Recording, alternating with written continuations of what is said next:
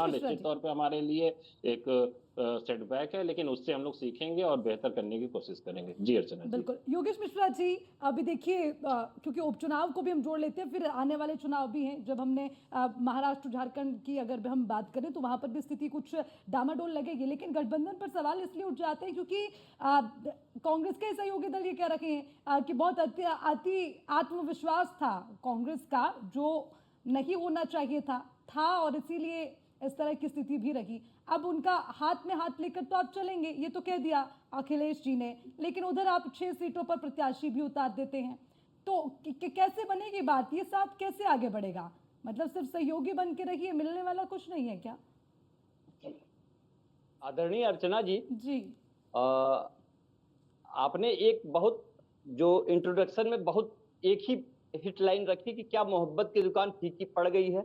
मैं इसी से स्टार्ट करके यूपी तक आता हूँ। चलिए ठीक है। इंडिया गठबंधन जब से बना था तब से सबसे ज्यादा अगर किसी को दिक्कत हुई तो भारतीय जनता पार्टी को हुई। इंडिया गठबंधन का जब से निर्माण किया गया तब से भारतीय जनता पार्टी लगातार कभी नीतीश कुमार को टारगेट की, कभी महाराष्ट्र के जो चुनाव होने उसमें एक दल को 2 गुटों में बांटते हैं।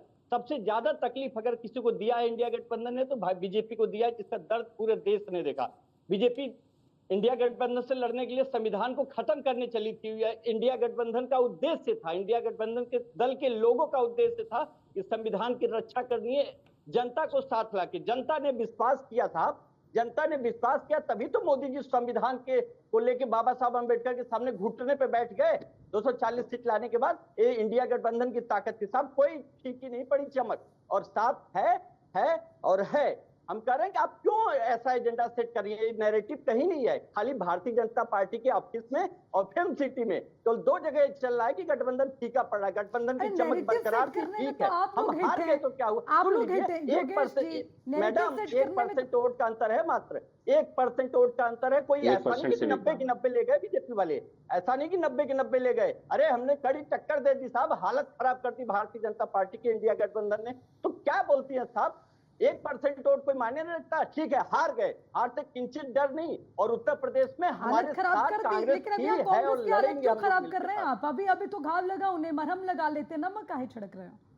मरहम बिल्कुल अच्छा बोला उन्होंने, सही बात, जायज बात बोल दी। नमक आप छिड़क रहे, सुनिए नमक छिड़कने का अगर कोई कहे कि सुन लीजिए। मैंने ये इसलिए बोला योगेश जी, नहीं आप एक तो मेरे इंट्रोडक्शन को बहुत अच्छे से सुनते हैं, ये मुझे बहुत अच्छा लगता है योगेश जी, इसीलिए अब सुनिए ना मैंने ये बात क्यों कही। आपने जो सीटों पर प्रत्याशी उतारे उसमें 2 सीटें आप जानते हैं वो कांग्रेस की डिमांडिंग सीटें रही थी, लेकिन उस पर भी आपने प्रत्याशी उतार दी। मैं तो बस इसलिए कह रही हूँ कि क्या अंदर खाते बात हो गई थी क्या? क्योंकि ये भी खबर आई ना कि कांग्रेस से तो आपने बातचीत की नहीं, सहयोगी दल थे, चर्चा कर लेते। मैं तो आपसे पूछ रही हूँ ये बात, ऐसा है क्या? मैडम सुन लीजिए, सहमति असहमति, अगर किसी दल को कोई सहमति है तो कहने का अधिकार सिर्फ इंडिया गठबंधन में है, एनडीए में नहीं है। एनडीए में तो खाता न भाई, जो मोदी जी कहे वही सही। लेकिन यहाँ पे जो आप गलत है तो हमारे बोलते हैं ना, महाराष्ट्र में हमारे सहयोगी दल बोल रहे हैं कि साहब आप यहाँ गलत है, अधिकार है साहब लोकतांत्रिक इंडिया गठबंधन के लोगों को कि भैया आप यहाँ कमी है। और बड़े भाई कांग्रेस थे, हमेशा रहेंगे। मैं बोल तो रहा हूँ, हमारे नेता कह रहे हैं आप उत्तर प्रदेश की 10 सीटों पे भाजपा का सफाया होने जा रही है, भाजपा घबराई है। आप बुद्धिजीवी हैं अर्चना जी, अगर कोई कहे कौआ कान ले गया ना तो कौआ के पीछे मत भागिए, पहले अपना कान देख लीजिए। अरे साहब हार के एकदम मुहाने पे ला के अगर कुछ कंपटीशन दे के छोड़ा है तो कांग्रेस पार्टी ने हालत खराब कर दी भारतीय जनता पार्टी की। इस बात पे चर्चा क्यों नहीं कर रही है? बीजेपी 10 सीटों की जो तैयारी कर रही है यूपी में, उसको अच्छे से पता है कि हमें नैरेटिव नहीं सेट करेंगे, जनता के बीच में मैसेज नहीं ढकेलेंगे कि दोनों में तकरार चलिए तो कैसे जीतेंगे साहब? डिवाइन डेजूर भाइयों को भाइयों से टकराने का, लड़ाने का काम भाजपा कर रहा है और उसको आप लोग आगे बढ़ा रही है, हवा दे रही है, देसी घी डाल रही है आग में। तो यही हो रहा है और कुछ हो नहीं रहा। हम एक अरे योगेश जी आप घूम फिर के मुझ पे क्यों आ जाते हैं? मैं तो बस वही कहती हूँ जो राजनीतिक गलियारों में चल रहा है।